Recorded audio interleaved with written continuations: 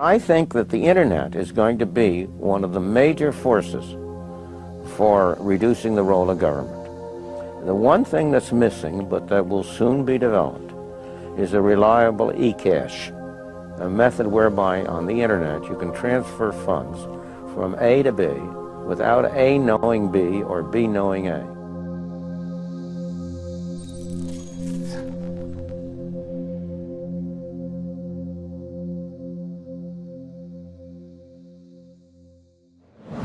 What is a Bitcoin? What is Bitcoin? What backs a Bitcoin? You put some of your money, real money, online, and it turns into Bitcoin.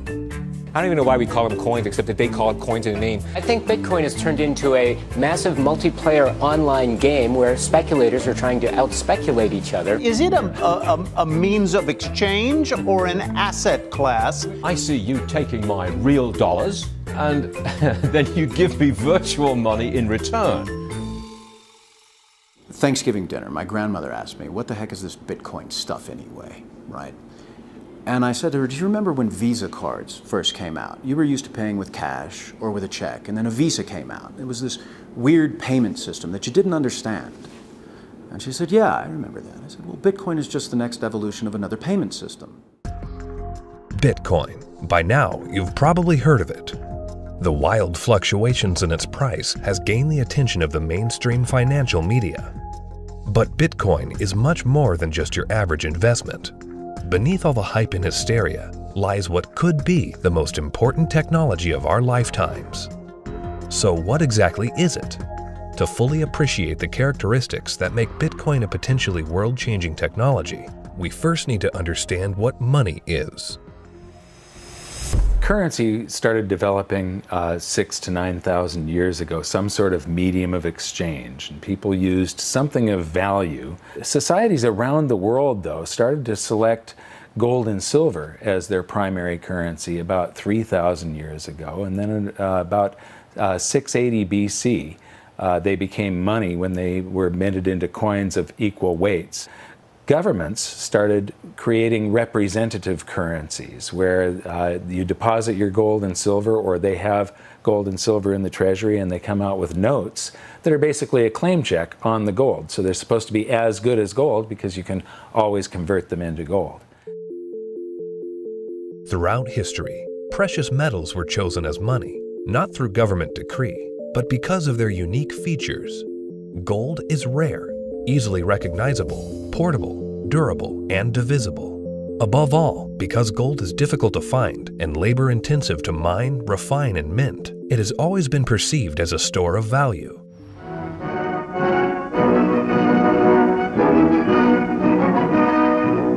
At Bretton Woods, New Hampshire, delegates from 44 allied and associate countries arrived for the opening of the United Nations Monetary and Financial Conference.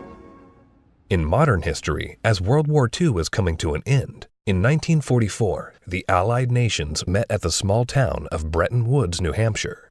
Here, they drafted a new financial system, which would stabilize the world's financial system once the war ended. With the United States poised to enter a golden age of prosperity, the US dollar was chosen to be the world's reserve currency. The Bretton Woods system was created after the Second World War at the Bretton Woods Conference in New Hampshire. And rather than using gold as the means of exchange between countries, as was the case under the old gold standard, the dollar was going to be used. The dollar was chosen because back then it was as good as gold. Under this new system, the countries of the world would tie their currencies at a fixed rate to the US dollar. And because most of the world's gold was held in US vaults, the US dollar would be backed by gold at a fixed price of $35 per ounce. This created a system where the currencies of the world were effectively backed by gold through the US dollar. I have directed Secretary Connally to suspend temporarily the convertibility of the dollar into gold or other reserve assets. The Bretton Woods system lasted for about 25 years, but in August of 1971, President Richard Nixon called for an emergency press conference where he announced foreign countries would no longer be able to convert their US dollar holdings into gold. This surprise move would come to be known as the Nixon shock.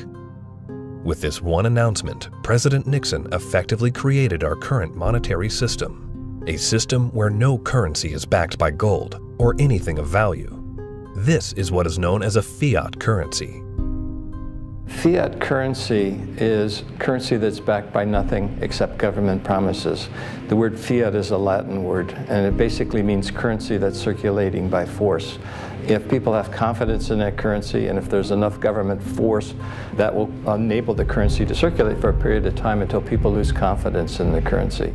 Money is a medium of exchange, and the way it has evolved is that it's always something of intrinsic value until the modern age, when the politicians say, well, we don't need anything of intrinsic value anymore. All we need is political decree. We can say this is money, this piece of paper is money. Now money has a new characteristic. But underneath it all, there's this same concept in place that nobody ever seems to challenge, and that is that governments have a right to declare something of no value to be money, and you must accept it. That's really the problem, and it's still the problem today. Without anything tangible backing the currencies we use today, governments around the world have been able to issue unlimited amounts of new currency without restraint. And with the advent of the digital age, currencies around the world are now digits in a global banking database. So what is Bitcoin? Well, simply put, it's a digital currency, much like the electronic currency we use today. But it's also the payment network which facilitates the transfer of this new digital currency from one person to another. Bitcoin's a new internet protocol that enables the transmission of value over a communications channel. You can think of it like being able to send a gold coin as easily as you send an email. You can send any amount of money to anyone in the world, anytime, can't be seized, can't be confiscated, can't be frozen. Very useful technology. So Bitcoin is a digital currency and it is a payment system. So it's a payment system in the same way that bank networks are, or PayPal. Those are all payment systems. But it's also a currency. So PayPal and banks use the dollar as their currency. The Bitcoin payment system uses Bitcoins as its currency. So they both have the same name. What is your opinion of disruptive digital currencies such as Bitcoin? If you're looking for the idea that a currency doesn't really have to be something physical, it can be something that's virtual, that's the system we already have. You know, and if you want it to be, I want a way to make payments electronically, that's, credit cards. I mean, so exactly what it is that this thing is supposed to be doing that we don't already mostly do. Bitcoin is different from other fiat currencies in a couple ways, but not the way people think. So most people think it's different because it is a digital currency, but fiat currencies are also digital, right? So the dollar is a digital currency, the euro is a digital currency. They're all just ones and zeros in the banks of the world. So it's not that Bitcoin is digital that makes it unique.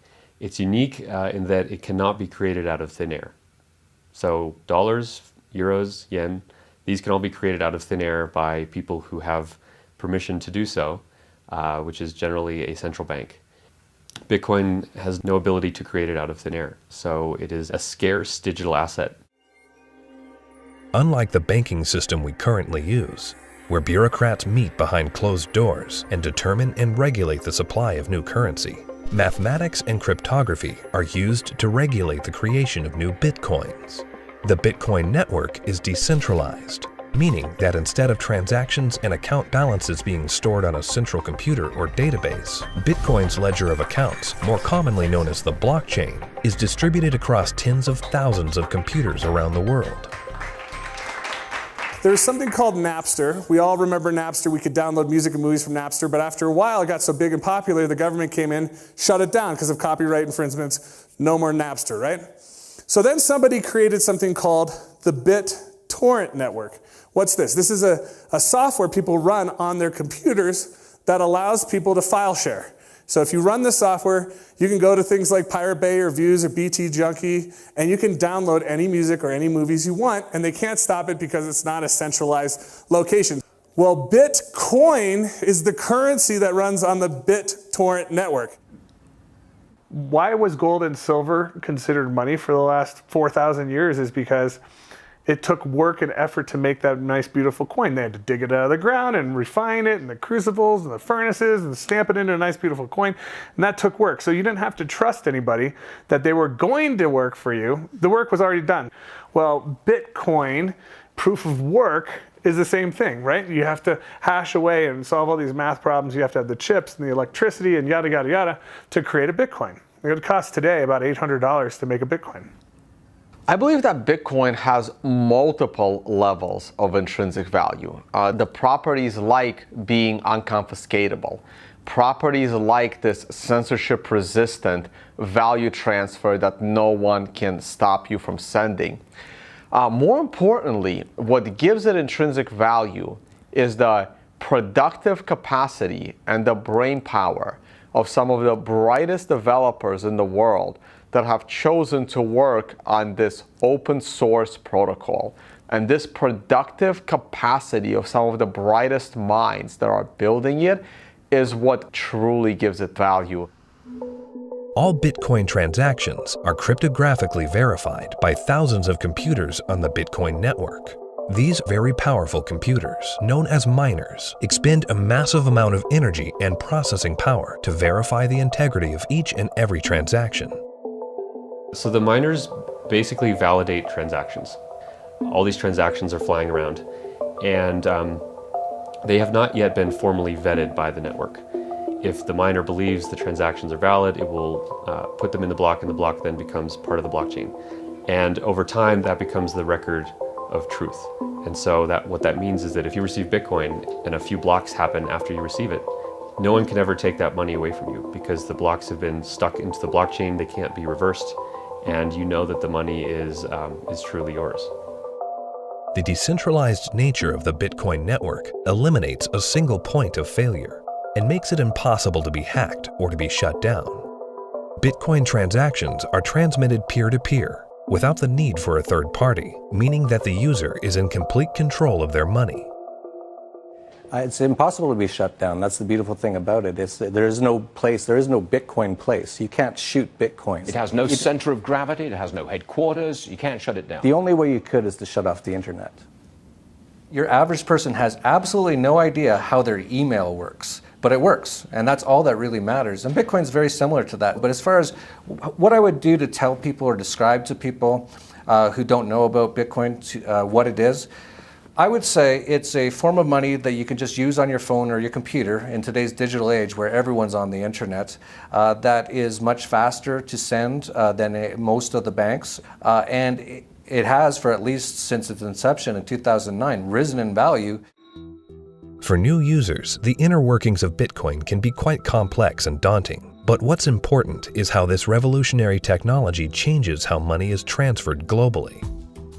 Right now, every single payment that you make to another person goes through an intermediary. Either PayPal or bank or Visa or MasterCard. And more importantly, the governmental jurisdiction decides if you're allowed to make that payment. That payment could be stopped halfway through, and then you have to try and get your money back. With Bitcoin, no one can stop it. The moment you decide to send another person digital value, you can just send it. And there is nobody in your way. There is no one that has to give you permission to pay another person money, and all they need is an internet connection. This has the potential to displace the need for banks as a trust institution. If you and I exchange currency or have commerce using Bitcoin and it goes on the ledger, on the blockchain, we don't need a bank to confirm that that is a valid transaction.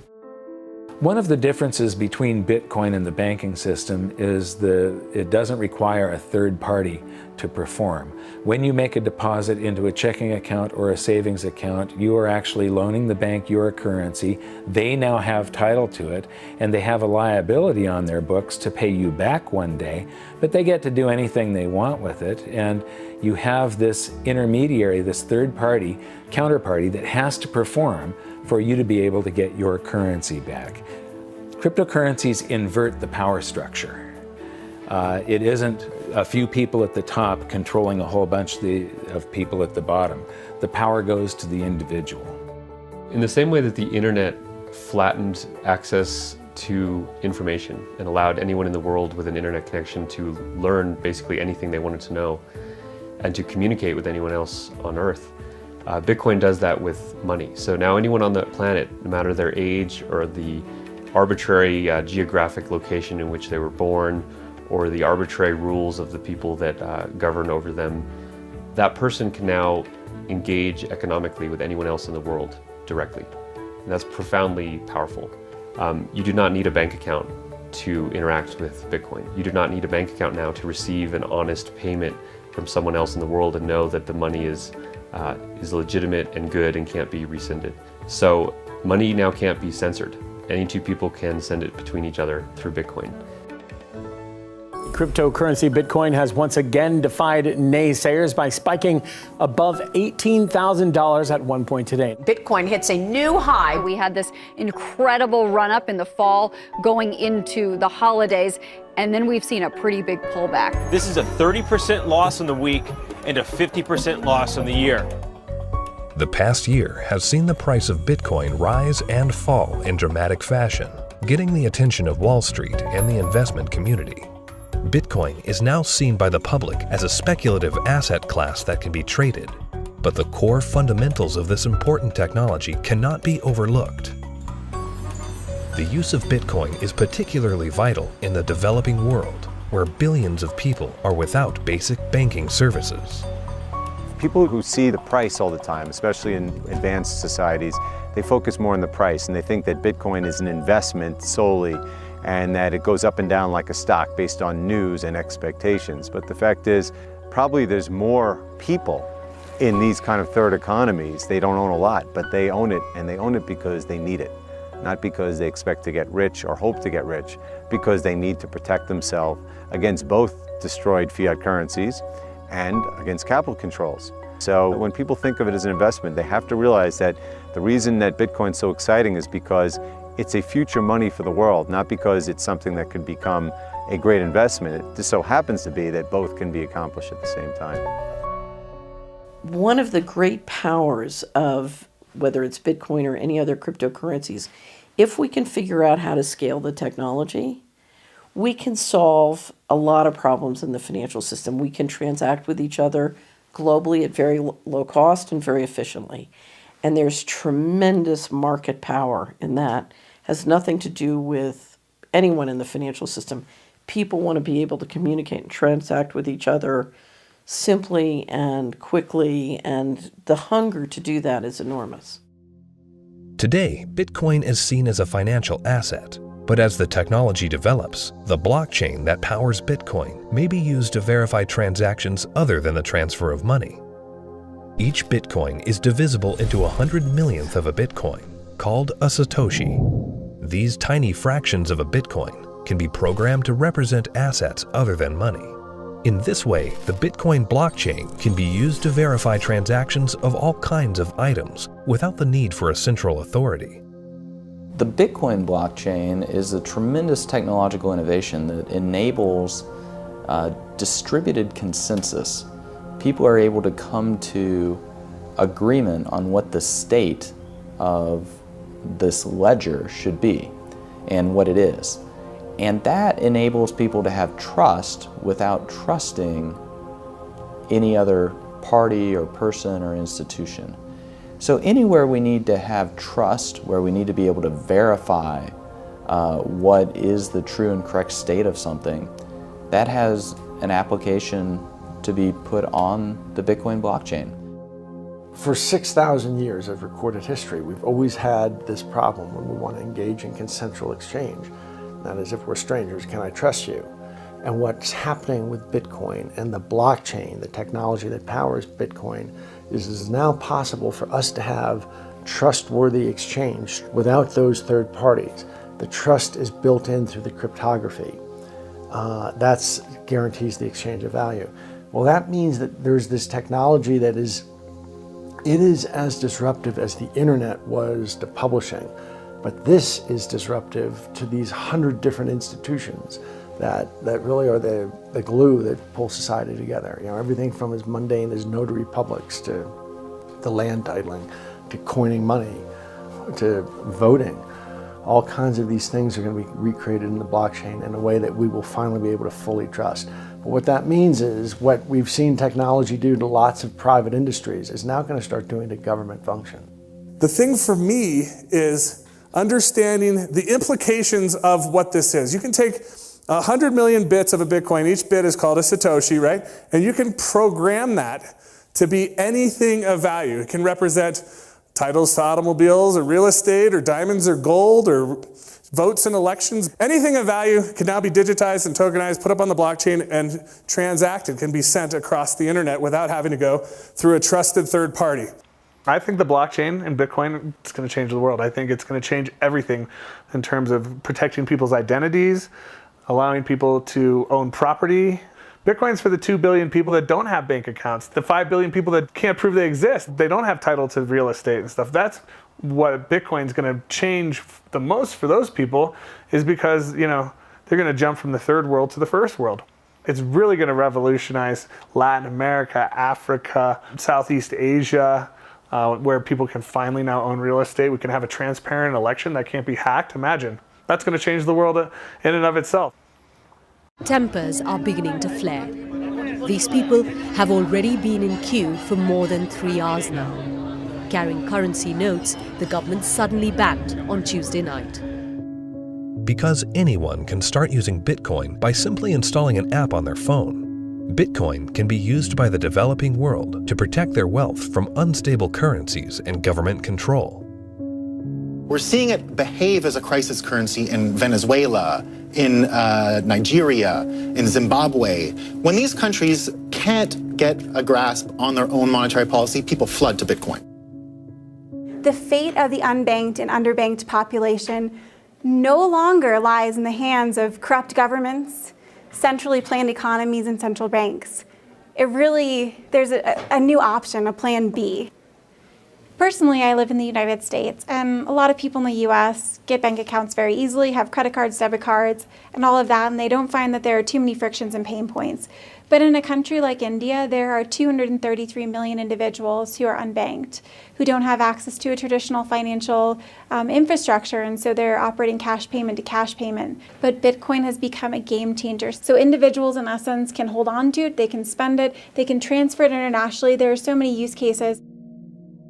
Currently, Bitcoin transactions can sometimes carry a significant fee, making it unsuitable for use for small transactions. But Bitcoin is programmable money, meaning that new layers and technologies can be integrated into it.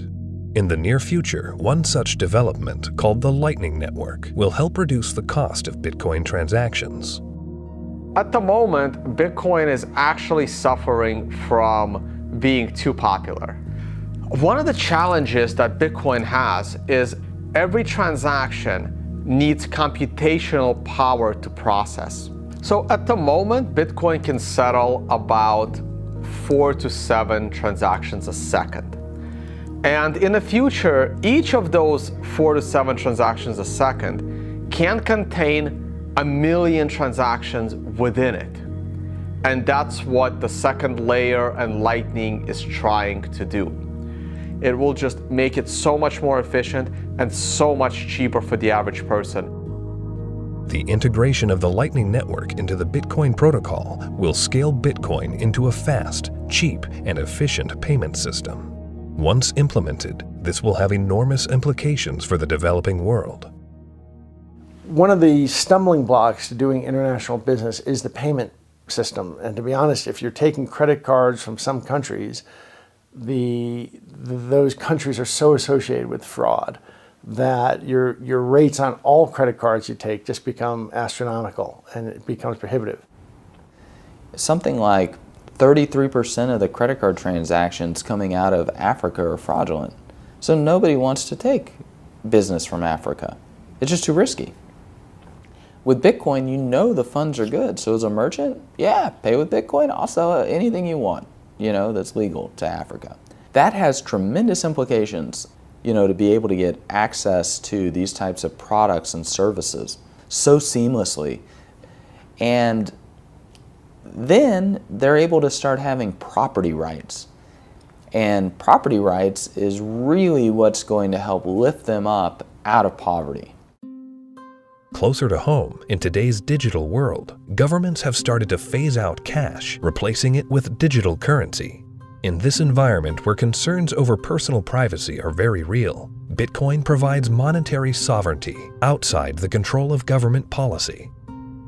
When you have a situation where the government is trying to control, they don't want people to have the means of hiding anything from them. Not just from a tax standpoint, they want to know what everyone's doing in Big Brother fashion. So, the way that I look at Bitcoin is it's the ultimate monetary weapon that the people have never had in history. Every government in the world wants to go cashless. One of the reasons is that in a cashless society, you are not able to exit the banking system. When people panic, they run to the ATM machines, they run to the bank and they withdraw money. The other thing is the governments are starting to run out of money, and governments don't build anything. They just use other people's money. So they are treating everyone as a tax evader. I believe the main reason why Bitcoin is so popular and important is not because of its finite supply and being gold. It's because of anti-money laundering laws preventing people from doing what they want with their money. One of the main functions of government is to create currency. And Bitcoin is successful only because of its potential for circumvention, lack of oversight. So it seems to me it ought to be outlawed. It doesn't serve any socially useful function. As to whether or not Bitcoin is illegal or should be seen to be illegal, cash has been used for a whole heck of a lot more illegal things than Bitcoin has through the years, and still is today. Cash is untraceable. It's easily transportable.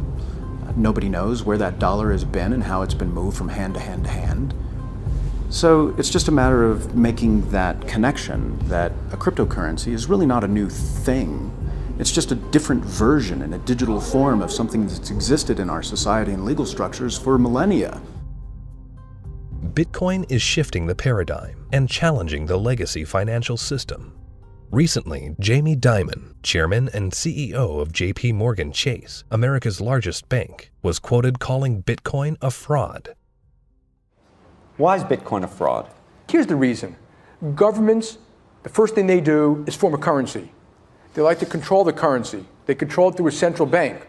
They also like to know who has it, where it is, where it's going. Wait until someone gets hurt. Wait until it's used for illicit purposes, which it is somewhat used for illicit purposes. They close it down. You got people like Jamie Dimon, a serious guy, calling it a fraud. Calling a fraud? You mean like there was hundreds of billions of dollars of securities that Jamie Dimon sold the public a decade ago called mortgage-backed securities? He's calling Bitcoin a fraud? Is that going to go to zero like his securities that he sold the public? First with respect to asking a banker about whether they like Bitcoin or not, that's kind of like asking a king, do you like democracy? It's just so thoroughly frustrating and insulting when people who know very little about what we do watch an up-and-coming technology and have the audacity to call us all criminals. We're not the criminals here. The whole damn reason this ecosystem exists is because they're the criminals. And it doesn't really matter at this point what he thinks. The genie's out of the bottle. Somebody in this room or somebody at this conference or somebody around the world is going to solve the problem of decentralized lending and value-stable currencies and decentralized exchange. And within 5 to 10 years, banks will become less and less relevant, just like landline telephones are becoming less and less relevant. And we're going to wake up one day and we're going to be in charge of our own money. And Jamie Dimon, in retirement, can watch the world as it is, not the world as he would like it to be. The Bitcoin blockchain is built on decentralized consensus outside the control of a central party. However, with the hype in the rise of cryptocurrencies such as Bitcoin, both central banks and commercial banks have started to develop their own digital currencies under the guise of what they call blockchain technology. My big fear is that what is going to happen is blockchain technology will be adopted by governments, and fiat national currencies will be run on blockchain technologies, and the whole monetary system globally will eventually become cashless. And at that point, if it's centralized and there's an entity that runs the blockchain, they can lock you out of it if they don't like what you're doing, and they can trace everything that you do. Every transaction, everywhere you go, will be recorded. And so, you know, if we're not careful, this has the ability to enslave us or free us. I think blockchain or any kind of open ledger distributive database will have a tremendous impact on our world. My fear is that, and this is used to centralize, digital technology gives a banker the ability to put a chip in you, to tax you whenever they want, to interface with a money system with you physically, and to perfect the collateral. So I love the innovation, and the question for all of us is, how can we innovate and make the financial system more efficient and do it in a way at the same time where we distribute the power lines in the political system? The blockchain is a technology, which is a good technology. We actually use it. It will be used for a lot of different things. God bless the blockchain. Cryptocurrencies and digital currencies, you know, I think are also fine. You know, JP Morgan moves $6 trillion around the world every day. We don't do it in cash. It's done digitally. If it can be done digitally with the blockchain, so be it. But it'll still be a dollar cryptocurrency. A majority of the people are using the word blockchain, and they don't really care whether it has this decentralized mining. The government is going to just have a digital representation of the dollar. They can call it a blockchain, but there's not going to be mining. There's not going to be decentralization. It's going to be a centralized coin. Whether they call it a blockchain or not is irrelevant. The whole purpose of a blockchain is to remove control from a central party. If you're a central bank and you make a blockchain for dollars, and then you have dollar coin, if you still have full control over the dollar coin, you can create how much of it you want, you can control where it goes. There was no point in having a blockchain at all. You might as well just have a centralized database like a banking system. To really use blockchains in any meaningful way, it means that there is no person in charge. And so a central bank, by definition, is the one who is supposed to be in charge of money. And thus they would never create a blockchain or a cryptocurrency that they couldn't control. So that's why they will likely be made redundant, because the market can choose what kind of money it uses. And it now has a choice between a digital currency that can be controlled by central parties and inflated without limit, or a digital currency that cannot be controlled by any central party and that has a fixed amount and can't be debased. Over time, that's going to be a very obvious choice. Bitcoin and the blockchain behind it are incredibly powerful technologies. As the future unfolds, these technologies could be used to restructure the financial system into one of fairness and equality for all, a system outside the control of the banking elite. We have millions of people now taking an interest in what is money, the question of what is money, what should it be? And they're learning, especially a lot of young people. Precious metals were once money. Then came the era of paper money. Could we now be entering a golden age of decentralized digital money? Only time will tell. Bitcoin is first and foremost about changing how the financial system of the planet operates. However, Bitcoin is also a financial asset itself, and it goes through these bubbles, and people have made many millions of dollars when they buy it low, and then it goes up in value. But that's not really what matters at all. What matters is that it's actually going to change the entire ecosystem of the planet, how all humans interact with each other, and that's a very exciting thing to be part of.